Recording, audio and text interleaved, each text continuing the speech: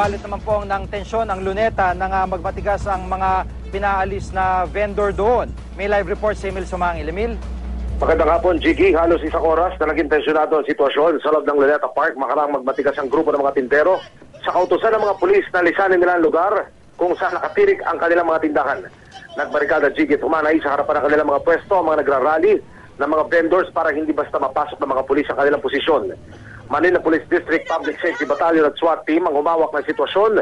Pasado alas 2 ng hapon, Jiggy, payapang natapos ang standoff matapos na rin dumating ang negosyador mula sa MPD.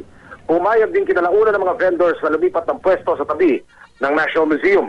Agad din naman pull out ang mga pulis matapos ang payapang kasunduan. Pinalis ng National Parks Development Committee o NPDC ang mga vendor para bigyan daan ang rehabilitasyon ng parke. Umaalma ang mga vendor dahil mawawala sila ng kabuhayan. Pero pagdiyak ng NPDC, maaari silang bumalik sa bahagi ng parke na may food stalls oras na matapos ang rehabilitasyon. Jiggy. Pero Emil, itong mga vendor na ito, napaalis din sila ngayong araw talaga?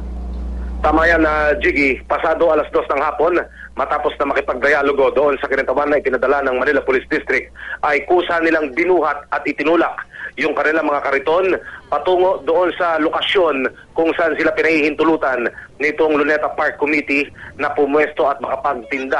Hindi na nagkaroon pa ng mas grabe o hindi na nagkasakitan doon sa lugar kanina matapos nga na mapahinuhod o mapapayag na rin itong mga vendors na umalis doon sa lugar kung saan sila pinagbabawal na magtinda at lumipat doon sa designated area. Jiggy. Maraming salamat, Emil Sumangil.